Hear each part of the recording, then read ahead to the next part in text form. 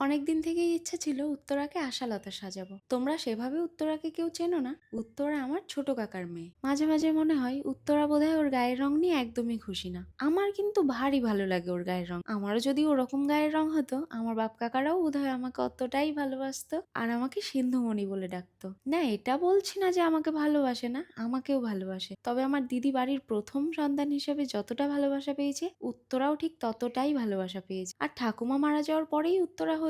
আর মা কাকিরা বলতো সিন্ধুমণি এসছে। ঠাকুমার গায়ের রং যতটা ফর্সা ছিল, উত্তরার গায়ের রং ঠিক ততটাই চাপা। আমরা তিনজন কাজ করছিলাম, এর মাঝে আবার সেজো কাকি পায়েস দিয়ে গেছিল। পায়েসটা খেয়ে আমরা কাজ শুরু করলাম। উত্তরা আর জ্যোতি এত হাসাহাসি করছিল যে আমাদের প্রচুর লেট হয়ে গেছিল। আমার আর উত্তরার এটাই প্ল্যান ছিল, আমরা শুট করব, ওকে আশালতা সাজাবো আর আমি নটি বিনোদিনী সাজবো। বাকি শুটের জন্য যে আমাদের ব্যাকগ্রাউন্ড জোগাড় করতে হতো বা কিছু করতে হতো, আমাদের কিচ্ছু জোগাড় ছিল না। প্রথমে ভেবেছিলাম ছাদে শুট করব, কিন্তু বৃষ্টির জন্য আর রাত হয়ে গেছিল বলে আমরা ঘরেই শুটটা করলাম। মনীষার স্বর্গীয় দাদু এই মাদুরটা আমায় বুনে দিয়েছিলেন। এই মাদুরটাকেই পেছনে সিঁড়িতে টানিয়ে আর দিদির একটা শোপিস ছিল, ওটা দিয়েই আমরা আমাদের কাজ চালিয়েছি। অনেকদিন আগে জ্যোতি আমাকে বলেছিল ও সরপাউরুটি খেতে চাই। আজকে যখন শ্যুটটা শেষ হলো, জ্যোতিকে বললাম আর ঘুমাতে হবে না, চল সকালবেলায় সরপাউরুটি খাবো, তারপর তুই বাড়ি চলে যাস।